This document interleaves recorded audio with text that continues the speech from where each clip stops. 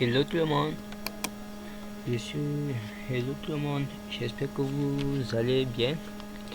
Aujourd'hui, petite vidéo consacrée aux transformations des coordonnées polaires en coordonnées rectangulaires.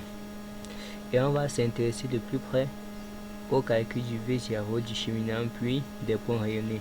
Les autres méthodes de calcul, je vous montrerai après, mais ça c'est la méthode la plus couramment utilisée quoi. Donc dans cette vidéo, vous aurez droit à un petit spot sur d'autres méthodes de calcul quoi. Donc allez, je suis ravi de vous présenter ce tuto. Donc pour tous ceux qui nous rejoignent pour la première fois, si vous ne comprenez pas ce que c'est que les coordonnées polaires, je vous conseille vivement de regarder l'autre vidéo qui s'intitule Comment saisir un carnet d'élevé. Donc un carnet, les coordonnées polaires c'est quoi? C'est ça, là, jusqu'à là au fond. Donc ça qui est tout sélectionné en bleu, ce sont les coordonnées polaires. Donc un carnet d'élevé en coordonnées polaires, c'est un carnet sur lequel, ou bien une géobase en coordonnées polaires sur une géobase sur lequel, tout ça c'est la même chose. Bon bref, je me répète, vous allez retrouver généralement HA, AH qui signifie angle horizontal, AV qui signifie angle vertical, DI qui signifie distance, soit vous allez avoir HP qui signifie aussi en d'autres termes hauteur du prisme, et là vous avez HI qui signifie hauteur de l'instrument. Donc déjà, si vous rencontrez l'un de ces deux éléments sur une feuille ou bien sur une géobase, il faut déjà savoir que vous êtes en coordonnées polaires. Et déjà, si vous laissez ce type de point, Kovadis ne va pas pouvoir comprendre, disons, ce genre de langage, ce qui fait qu'il ne va pas pouvoir traiter ce genre de points. Donc, je peux vous faire une petite démonstration. C'est la raison pour laquelle nous devons nous transformer en coordonnées rectangulaires. Les coordonnées rectangulaires, c'est quoi? Ce sont les coordonnées simplement qui est constitué de x, y et z. Comme par exemple, nous avons une coordonnée de B3, x et y. Vu que nous n'avons pas z qui est les altitudes, nous n'avons pas besoin. Nous avons aussi la coordonnée de s qui est x et y. Donc ces deux coordonnées ici, deux, ou bien celui-ci à lui seul représente ce qu'on appelle les coordonnées rectangulaires. Ce que vous devez comprendre, c'est que les coordonnées rectangulaires sont les x, y et z. Or que les coordonnées polaires sont constituées des angles horizontaux, des angles verticaux, distance, hauteur de l'instrument et hauteur de l'appareil. Donc comme je vous disais, c'est que si je mets ce type de point qui est tout sélectionné en bleu dans Kovadis ne va pas pouvoir lui traiter. C'est-à-dire la page de Kovadis est toujours blanche. Donc je vais vous faire un petit essai. Nous venons dans Cours Calcul, édition Géobase. Donc comme vous pouvez le voir, seuls les deux points là, c'est ces deux points ici qui sont déjà en coordonnées rectangulaires vont sortir. Ceux qui sont encore en coordonnées polaires ne vont pas sortir, raison pour laquelle nous devons les traiter. Donc pour ce faire, vous faites codification, génération de dessin. Vous verrez que rien que ces deux points là vont sortir. Vous voyez, même si je fais un zoom extrême, si j'ai un zoom extrême, plus personne ne peut sortir. Donc nous avons juste ces deux coordonnées là qui sont sorties puisqu'ils sont déjà en coordonnées x, y, et c'est ça le langage que Kovadis comprend. Donc je delete, je reviens dans ma géobase. Donc pour transformer ces points-ci là en coordonnées rectangulaires, nous devons d'abord calculer le V0 de la station. Le V0 de la station qui en d'autres sont encore appelé le gisement. Quel angle compris entre le nord lambert, le nord géographique et une direction donnée. C'est-à-dire c'est l'angle par exemple que fait notre station et la référence. Donc pour déterminer, lorsque nous sommes en coordonnées polaires comme vous voyez, ou bien même en coordonnées rectangulaires, pour déterminer le gisement d'une station, par exemple le gisement ou le V0 de ce point, nous avons besoin de les coordonnées même de ce point et de sa référence. Puisque nous avons stationné en S1 comme station, on a pris B3 comme référence, nous avons donc besoin des coordonnées de B3 et de la coordonnée de la station S1 pour calculer le V0. Raison pour laquelle vous avez vu ici là les coordonnées S1 et les coordonnées de B3. Sans ces deux coordonnées, le V0 de la station ne peut pas être calculé, car il a automatiquement besoin de ces deux coordonnées pour calculer. Même lorsque vous le faites à la main, vous avez d'office besoin de ces deux coordonnées, c'est-à-dire vous avez besoin des coordonnées de la station et de la référence pour pouvoir calculer le gisement ou le V0. Donc ici, déjà ici, même si vous n'avez pas ces deux coordonnées, vous pouvez attribuer un V0 forcé. Donc vous venez simplement là, vous attribuez le V0 dont vous voulez et puis vous lancez le calcul. Mais ce n'est pas conseillé. Puisque nous avons les coordonnées de la station et de la référence, voilà la méthode que je vous propose pour déterminer le V0. Pour déterminer le V0, il existe plusieurs méthodes de calcul. Nous avons la méthode par intersection. Par intersection, plan vertical, par relèvement, recoupement, station décalée et triangulation. Donc, ces autres méthodes ici, là, je vais vous montrer ça plus tard. Nous allons nous pencher sur la méthode qui nous intéresse, c'est-à-dire la méthode du V0 de station. Puisque nous avons les coordonnées X, Y de la station et de référence, nous allons utiliser une toute autre méthode qui est celle-ci là, le V0 de station. Donc, vous cliquez sur V0 de station. Vous voyez déjà que on met station B3, référence, non, c'est station S1, référence B3, puisque ce sont sur le V0 de cette station-ci que nous voulons calculer. Étant donné que c'est son V0 que nous voulons calculer, nous pouvons faire, vous pouvez voir un petit graphisme.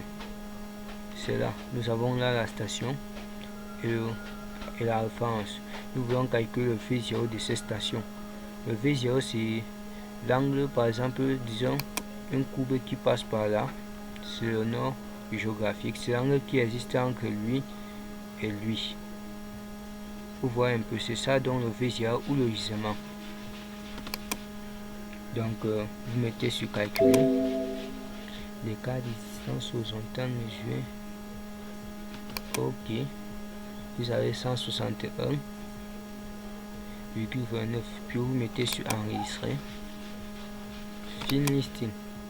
On vous demande d'enregistrer le listing de votre calcul. Vous mettez tout simplement sur OK. Vous enregistrez.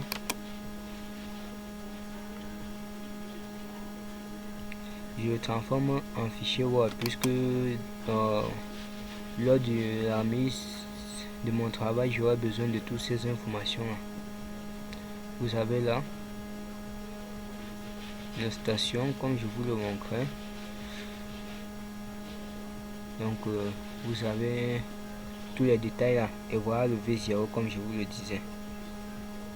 C'est ça le V0.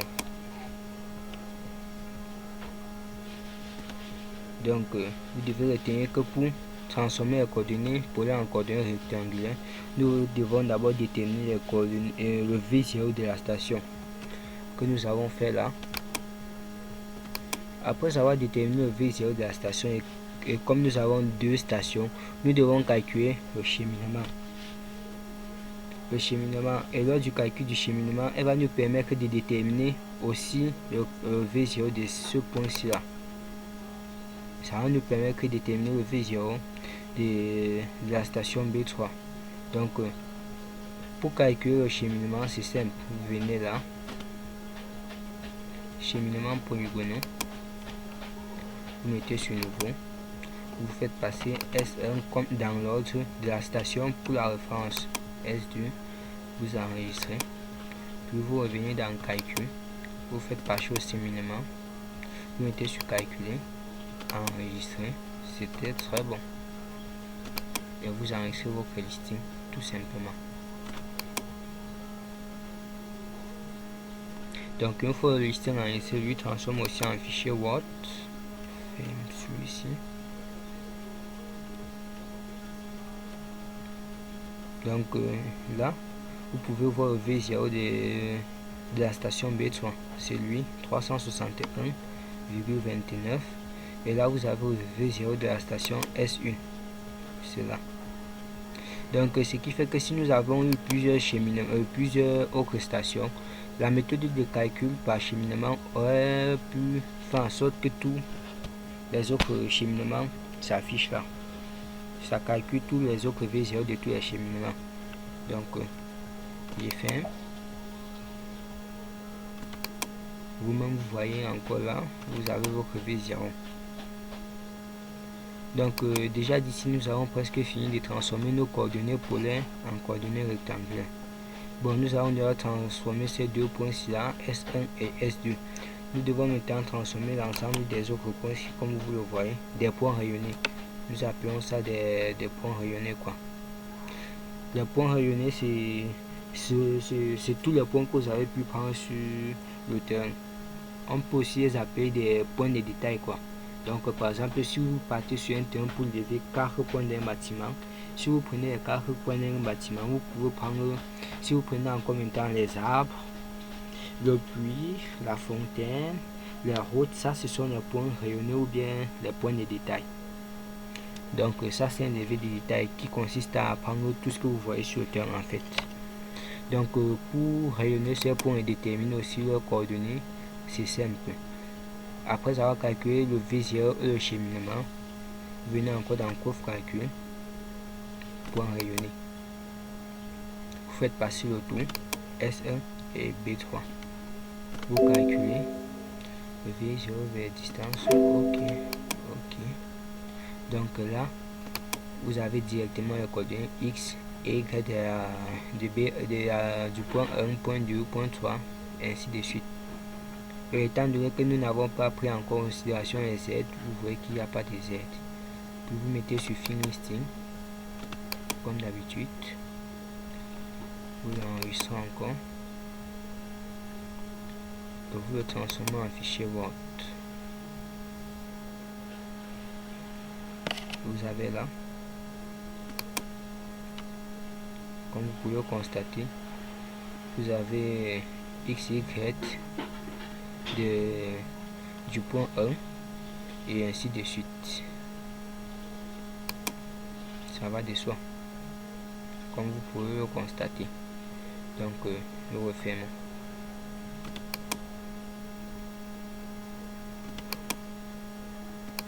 Comme vous pouvez le voir, vous voyez là maintenant que nous avons les coordonnées X et Y de chaque point.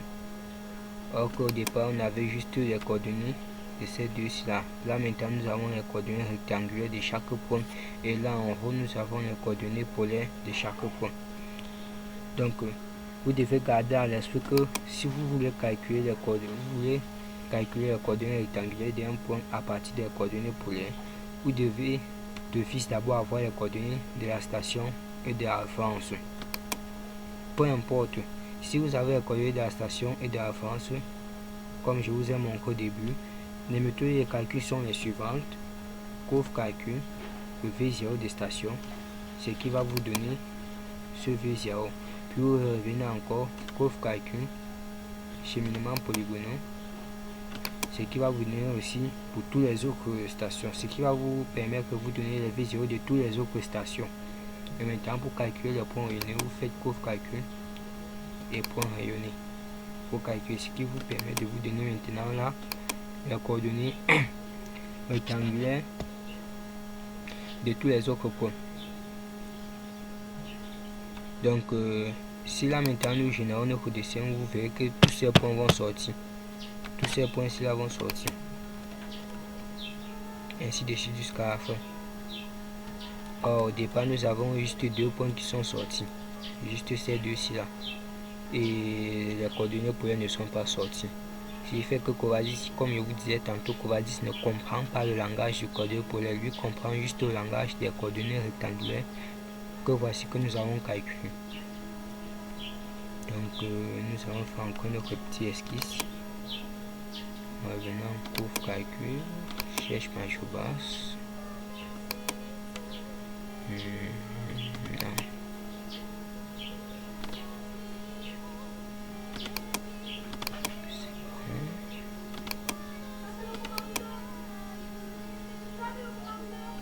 Donc vous avez là, j'ai régénéré. Vous verrez que tous ces points vont sortir. Je remplace. Et oui,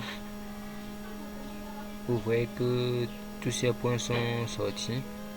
Et pourtant tout à l'heure nous avons juste eu le point S1 et le point B3 qui sont sortis. C'est-à-dire d'abord nous avons eu ce point et ce point qui sont sortis. Mais vu que nous avons transformé les autres points aussi en coordonnées rectangulaires, nous les avons ramenés au même système que eux. C'est ça donc qui fait que eux tous ils sont sortis.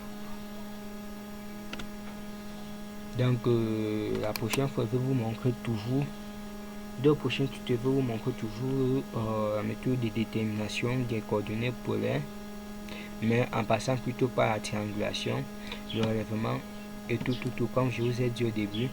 Je vais vous montrer comment déterminer le V0 d'une station en utilisant la triangulation. La triangulation qui est quoi? Que l'opération qui consiste à déterminer les coordonnées d'un point inconnu à partir de deux autres points connus. C'est-à-dire la prochaine fois nous aurons par exemple les coordonnées de B3 et du point 1. Nous allons déterminer les coordonnées de S1. Donc dans la prochaine vidéo c'est de ça donc que je vais vous parler.